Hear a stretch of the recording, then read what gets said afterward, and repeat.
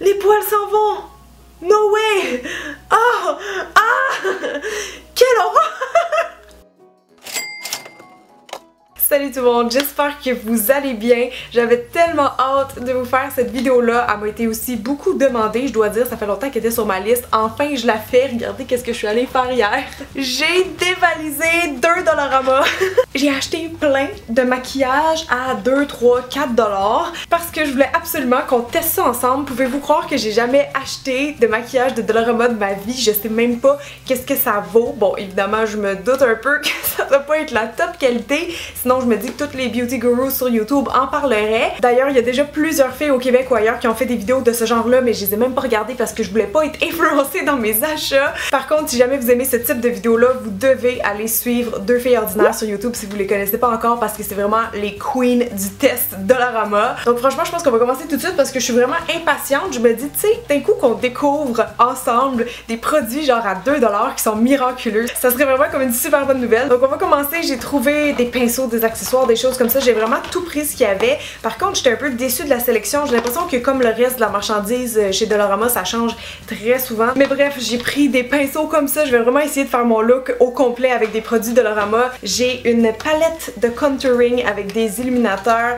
J'ai des faux cils qui m'intriguent vraiment, mais j'ai déjà un doute que ceux-là vont pas être super. Comme mascara, il a fallu que je fasse 2 Dollarama. Dans le premier, il y en avait pas, mais c'est un mascara Wet n Wild qui est pas une marque exclusive à Dollarama. En fait, c'est vendu entre autres chez Walmart.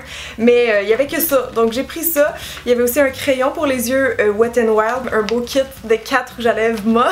Ici j'ai une palette crème contour correction et camouflage. Et en terminant, j'ai trouvé cette palette d'ombre à paupières là. Il y en avait à peu près 2-3 modèles de différents. J'ai opté pour celui-là qui a des petits tons de bleu et de mauve à l'intérieur.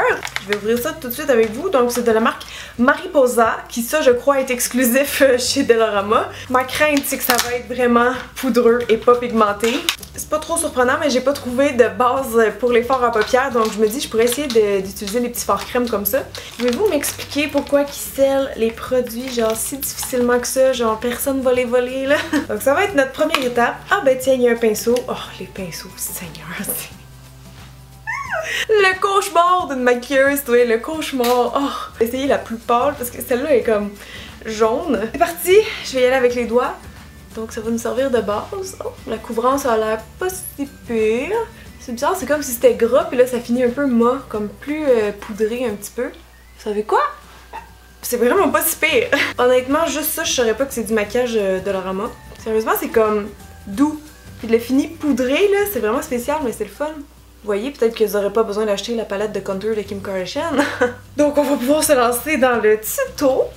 Je sais pas qu'est-ce que je vais faire. Je vous dirais que le gros bémol pour moi, bon évidemment c'est une palette qui est comme presque 100% des couleurs froides, sauf qu'ils ont mis un petit doré qui a comme aucun rapport avec le reste des couleurs, donc ça c'est un premier bémol.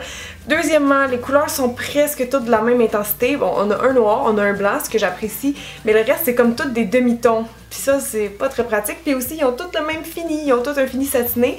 Donc ça fait pas les maquillages les plus réussis en général. Pour les pinceaux, j'ai pris ce kit-là qui me faisait vraiment penser aux pinceaux EcoTools, si vous connaissez. Fait que je vais voir si la qualité est similaire. On dirait vraiment que c'est la même affaire, c'est fou. J'ai un pinceau plat ici qui pourrait servir autant à tapoter des couleurs sur la paupière mobile ou corriger les cernes, des choses comme ça. Ici, j'ai... Oh my god, est-ce que vous avez vu? Les poils s'en vont! No way! Oh! Ah!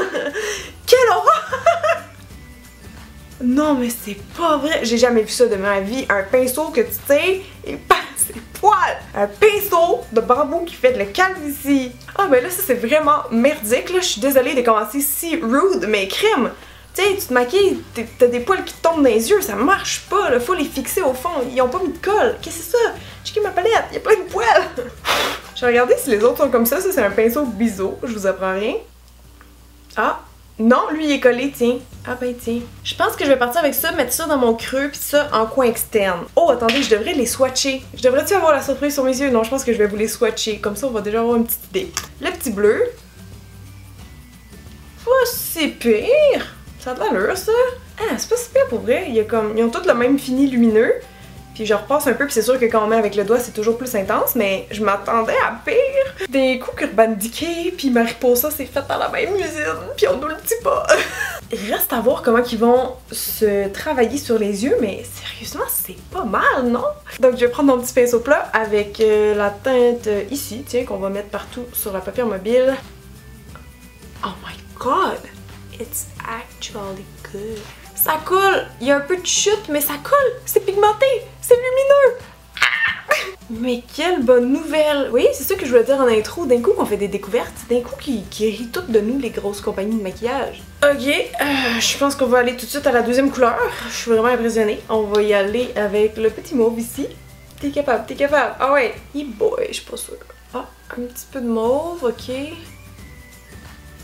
Peut-être un petit peu de ce mauve-là, comme au dernier tiers de ma paupière mobile. Je vais maintenant ajouter un petit peu de noir avec le pinceau en biseau. Ah, ça va, ça aussi. Il n'y a pas de chute, il se mélange bien, il se mélange vite. Ok, maintenant je vais aller prendre un peu du blanc avec mon applicateur mousse. Et je vais déposer ça au coin interne. Je vais aller continuer comme mon trait de liner en bas des yeux, donc je rajoute un peu de noir ici. En fait, je dis noir, c'est comme plus charcoal, là, c'est un gris foncé.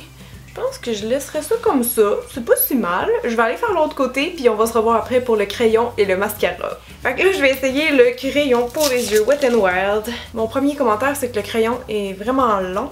J'ai hâte de voir si c'est un beau noir. Des fois, ils ont comme un sous-ton vert, un sous-ton bleu, c'est désagréable, mais là, on dirait pas. On va essayer ça. Sérieux, à date, c'est pigmenté, ça colle bien. Je vais en rajouter aussi un petit peu en haut, comme dans le fond par-dessus mon liner en poudre que j'ai fait, juste pour voir un peu qu'est-ce que ça a de l'air. Là, j'arrive mieux à sentir la texture, puis finalement, c'est quand même assez sec, mais genre ça adhère bien, puis ça fait un beau fini noir mat. J'ai vraiment rien à dire, c'est quasiment décevant. J'étais en train de me dire que j'aimais pas mal ce crayon-là, mais là, je viens de voir que, regardez, il m'en reste quasiment plus dans la muqueuse déjà, fait que peut-être que la tenue est pas si haute que ça. On va quand même passer au mascara. Mega Protein. Ok, c'est genre un mascara traitant pour les cils. Bon, de quoi as-tu l'air, petit? Mini brosse en poil, spiralée, assez classique, y a pas de fibres. La texture a l'air assez liquide, d'après moi, ça fera pas gros volume. Pas convaincue à date, là. Je sais que c'est un peu tôt pour parler, mais... je sens vraiment que la formule est liquide, elle est comme pas crémeuse, tu sais. Je vais en mettre en bas, puis après... oh, je me suis encore tachée. Après ça, on ira faire une deuxième couche en haut, voir si on est capable d'avoir un semblant de longueur ou de volume. Bon, je suis en train de terminer la deuxième couche qui a définitivement fait une grosse différence.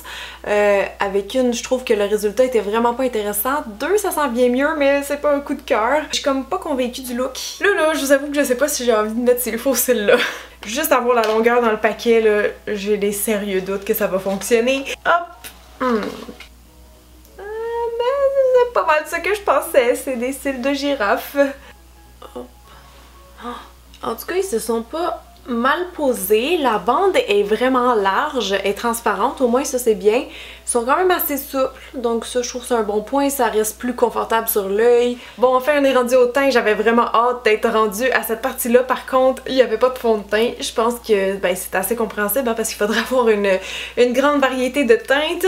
Donc je vais juste faire une exception dans ce tuto-là, je vais utiliser un fond de teint de pharmacie à la place. Donc ça c'est le Lasting Finish Breathable de Rimmel. Il y a un petit embout mousse comme ça, mais je vais en déposer dans mon visage et l'appliquer avec une petite éponge que j'ai achetée là-bas. Regardez comment il est cute, on dirait un petit berlingot de lait. Première impression, je dirais qu'il est beaucoup plus dense que le Beauty Blender, c'est pas la même texture, c'est beaucoup plus serré comme matière. Je vais aller la mouiller, elle devrait gonfler un petit peu puis ça va appliquer mon fond de teint beaucoup mieux. Bon, elle a à peine grossi, je la sens encore très dure, donc je vois un petit peu de couvrance avec le fond de teint. Je pense que les éponges qui sont moins compactes vont comme moins absorber de matière, donc peut-être pour d'autres utilisations, là, mais à date, je vous dirais que non, ça remplace pas le Beauty Blender ou celle de Real Technique que j'aime beaucoup aussi. Ok, on va laisser ça comme ça, là, c'était vraiment juste pour me faire une base parce que là, on va aller jouer avec nos palettes de fard crème. Oh oui, il y a ce pinceau-là aussi que je voulais full utiliser parce que c'est comme une copie des pinceaux artistes. J'ai hâte de voir si c'est doux comme les pinceaux artistes. C'est pas pire, c'est comme assez souple. Par contre, il y a déjà des petits poils qui tombent, donc c'est sûr que c'est pas la top qualité. Je pense que ce que je vais faire, c'est que je vais faire mes cernes avec la palette de fard crème, puis je vais estomper avec ce pinceau-là. Alors, je vais mettre ça comme ça partout. Sur le tour de mon nez ici, mes cernes sont comme un peu plus bleutées, puis là je vois qu'il y a un petit orangé. Je vais aller voir qu'est-ce que ça donne. C'est peut-être un peu large pour travailler le produit. Je vais juste vous montrer avec un pinceau artiste pour comparer là, comment que les manches se ressemblent. Ils ont comme la même inclinaison de tête. Je suis en train d'oublier cette palette-là. J'avais des forts poudres là-dedans. On va l'utiliser, mais juste avant, je pense que je vais aller prendre le petit rose ici parce qu'il y avait pas de blush en fait quand je suis allée. Puis ça, ben je sais pas c'est censé corriger quoi là, du rose comme ça. Je veux dire, personne n'a le teint genre carrément vert. Mais si c'est assez opaque, je pourrais peut-être me faire un petit blush avec ça. C'est un peu pâle. C'est correct, mais sans plus. Ok, donc cette superbe palette de contouring était 3,50 et c'est toujours de la marque Mariposa. Comme je me doutais, les bruns sont très orangés, très chauds, ça c'est pas la meilleure chose pour faire du contouring. L'illuminateur, j'ai un bon feeling. Est-ce qu'on le swatch? On le swatch. Oh! Il est très blanc, mais il est pigmenté. Il est quand même sec, mais tu sais, je veux dire, il est full nacré, là. Ça peut fonctionner. Il y a deux petites poudres à côté, très douces elle aussi. Celle-là, je pense que je vais la mettre sous mes yeux, en fait, pour fixer le cache-cerne. Et l'autre petite poudre, c'est comme la même chose, mais un peu plus gold, ça c'est un peu plus rose. Je vais commencer par ça d'ailleurs, parce que sinon le cache-cerne fera pas long feu. Oh, la palette a pu, par contre, celle-là a pu. Oh, ça sent le vieux make-up de fond de tiroir, genre de ta grand-mère ou ton arrière-grand-mère. La poudre ça va, elle a l'air tellement comme fine puis légère que ça fait pas bizarre en dessous des yeux. Je pense que la couleur est correcte aussi. J'ai aussi acheté ce petit pinceau là, je suis curieuse de le tester. Ça dit-tu c'est fait pourquoi? Non plus. Ça il était 4$, le plus gros investissement de pinceau de toute ma vie. Je suis vraiment pas convaincue par la forme, il est comme vraiment lourd dans le bas puis super mince ici. Fait que c'est comme pas du tout agréable en main, ça fait un drôle de ballon genre. Je comprends pas le swag là. J'ai pas de pinceau à highlight, mais je pense que si j'en prends un petit peu du blanc comme ça sur le côté, ça peut le faire. Oh! Oh! Checkez ça! Full highlight! Hein? Nikki Tutorials, tu peux être habillée. Hey, je suis comme très brillante là. Oh, je vais pas remarquer, il y avait encore notre ami le pinceau. Le petit pinceau que tout ce qu'il mérite dans la vie, c'est la poubelle. On va commencer par swatcher, évidemment. Ah, petit brun rouge, petit brun orange, petit brun rouge foncé. Alors pour votre plaisir, mesdames, messieurs, je vais tester devant vous ce pinceau. Souhaitez-moi bonne chance. C'est atroce. Que je suis pas ben... Peut-être que mon petit pinceau ici va être utile. Ouh, comme de fait, oui, parce qu'il y a tellement de soie que ça estompe vite et bien. Regardez. Ben, on voit encore que j'ai le nez orange là, mais ça je pourrais rien faire. Ok, il y a un certain build-up. L'intensité est modulable. Pas trop sec, ça adhère bien à la peau. Un peu foncé. Tu sais, je me dis, si jamais vous voulez contour on a budget, why not? Hey, on est déjà rendu aux lèvres, ça passe super vite, donc je vais essayer mon petit kit de rouge à lèvres moche. Je vais vous faire des swatchs, puis après on va voir quelle couleur pourrait aller avec ce look-là. Donc la première nuance, en fait, il n'y a pas de nom, je vais juste la swatcher. Ça a l'air d'un petit rose. C'était comme un peu en transparence. J'ai eu peur, mais c'est une belle couleur. Ah, il pue pas, il sent la vanille. Ben, les couleurs sont pas laides, honnêtement. Je serais vraiment curieuse de tester ces deux-là cet été, tu sais, voir la tenue, tout ça. Mais je pense que le meilleur choix pour ce look-là, ça serait vraiment la première couleur parce que c'est la plus neutre. Donc j'essaie ça, puis je vous donne mes impressions juste après.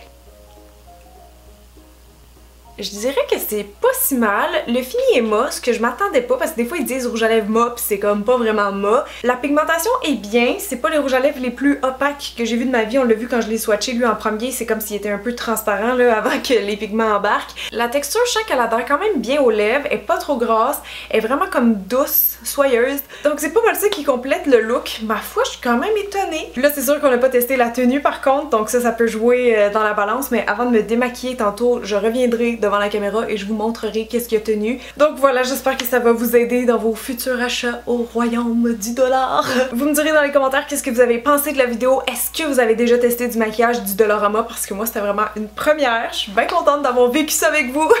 Ok, donc il est rendu minuit 26. Je suis vraiment fatiguée. Je vais aller me démaquiller. Mais là, qu'est-ce que je vois? À part mon faux cil qui était collé, j'ai plus rien sur les lèvres. Évidemment, j'ai soupé. Le rouge à lèvres n'a pas fait long feu.